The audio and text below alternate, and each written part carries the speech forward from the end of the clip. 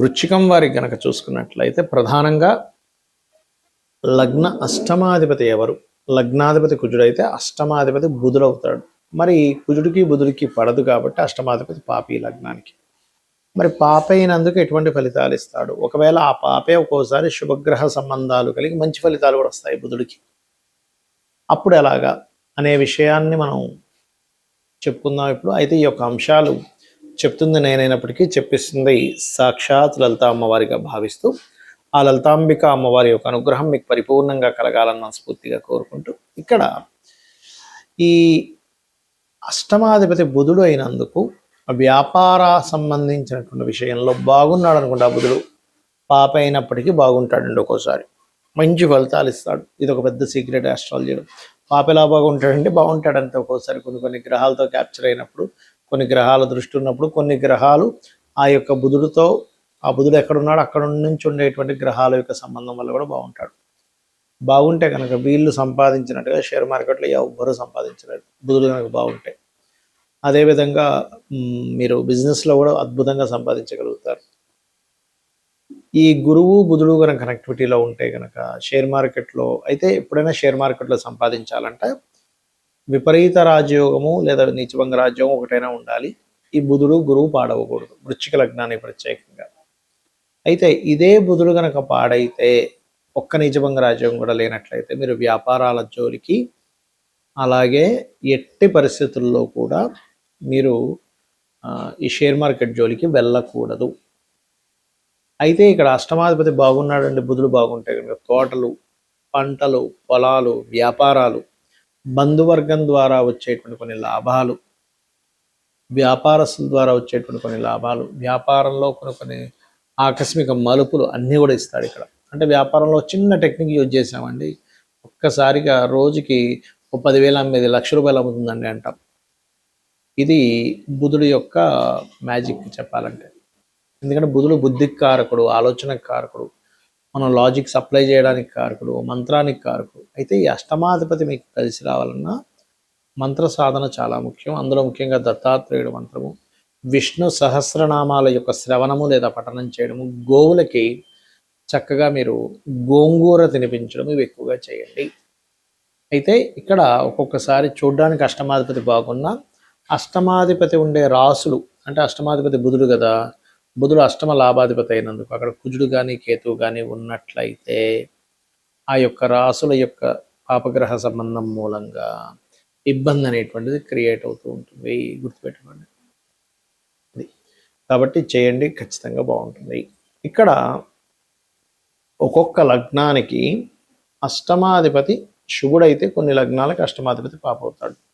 ముందుగా తీసుకుంటే కనుక మేషానికి శుభుడవుతాడు, కానీ వృషభానికి పాప అవుతాడు. ఎందుకంటే లగ్నాధిపతి శుక్రుడైతే అష్టమాధిపతి గురువు. అంటే లగ్న అష్టమాధిపతులు వ్యతిరేక వాళ్ళైతే పాపలు అవుతారు, సింపుల్గా చెప్పాలంటే. ఈయనేమో శుక్రుడేమో మనకి దేవతలకి గురువు, గురువేమో రాక్షసులకు గురువు శుక్రుడు, గురువేమో దేవతలకు గురువు. కాబట్టి అది వ్యతిరేక ఫలితాలు. మిథునానికి అష్టమాధిపతి శుభుడు అవుతాడు మళ్ళీ, ఎందుకంటే అష్టమ భాగ్యాధిపతి. దీన్ని ఎలాగ రిఫైన్ చేస్తాము అంటే, లగ్న పంచమ భాగ్యాధిపత్యం గనక వస్తే ఏ భావానికైనా వాళ్ళు శుభులవుతారు. ఇది మెయిన్గా గుర్తుపెట్టుకోండి. సో మిథునానికి అష్టమాధిపతి శుభుడు, కర్కాటకానికి పాపి, సింహానికి శుభుడవుతాడు, కన్యకి పాప అవుతాడు. ఎందుకంటే కన్యా లగ్నానికి బుధుడు లగ్నాధిపతి అయితే అష్టమాధిపతి కుజుడు, తులా లగ్నానికి లగ్న అష్టమాధిపతి శుక్రుడు శుభుడే అవుతాడు. మరియు ఇక్కడ ఈ యొక్క వృశ్చిక లగ్నానికి పాప అవుతాడు, ఎందుకంటే కుజుడు బుధుడు అవుతాడు. కాబట్టి ధనుర్లగ్నానికి న్యూట్రల్గా ఉంటుంది, ధనులగ్నానికి మకర లగ్నానికి న్యూట్రల్. కాకపోతే పాపే ఇక్కడ కొంచెం. కాకపోతే రవిచంద్రుల విషయంలో పరాశర మహర్షులు వారు చెప్పినటువంటి అంశం ఏమిటంటే, అష్టమాధిపత్యం కనుక రవిచంద్రుడికి వస్తే కనుక వాటిని పాపులుగా తీసుకోవడానికి వీల్లేదు, ఎందుకంటే తల్లిదండ్రులుగా చెప్తుంటారు కాబట్టి రవిచంద్రులు. అలాగే కుంభలగ్నానికి శుభుడవుతాడు అష్టమాధిపతి, ఎందుకంటే పంచమాధిపత్యం వచ్చింది కాబట్టి బుధుడికి. కుంభలగ్నాధిపతి శని, పంచమ అష్టమాధిపతి బుధుడు అయ్యాడు కాబట్టి. అదేవిధంగా మీనలగ్నానికి అష్టమాధిపతి పాప అవుతాడు. మరి అష్టమాధిపతి పాపి అయితే అదృష్టం ఉండదా అని ఒక సందేహం కలుగుతుంది. అలా కాదు. అష్టమాధిపతి ఏ రాసుల్లో ఉన్నాడు, ఆయన మీ లగ్నానికి శుభుడైనా పాపైనా కూడా శుభత్వాన్ని అధికంగా పొందుతాయి. ఆయన శుభత్వాన్ని ఇస్తాడు. పాపత్వం వచ్చినప్పటికీ, పాపాధిపత్యం వచ్చినప్పటికీ శుభ సంబంధమైన సంబంధాలు కలిగి ఉన్నప్పుడు ఆయన శుభ ఫలితాలు ఇస్తాడు. ఎందుకంటే ఆకస్మికంగా ఎదగడం అనేటువంటిది 12 లగ్నాల వాళ్ళకే ఉంటుంది. 12 లగ్నాల్లో మనం మేషం నుంచి మీనం వరకు పుట్టిన వాళ్ళందరికీ కూడా ఆకస్మికంగా కలిసి వస్తుంది. అదే మేషం నుంచి మీనంలో పుట్టినటువంటి వాళ్ళలో మీకు శుభుడైన ఆకస్మికంగా నష్టపోయిన వాళ్ళు ఉంటారు. అంటే దీని అర్థం ఏమిటి? మీకు శుభుడే, కానీ ఆయన నష్టం కలిగిస్తున్నాడా, లాభాన్ని కలిగిస్తున్నాడా? ఎలా అంటే, ఒక వ్యాపారం నడుపుతున్నాం.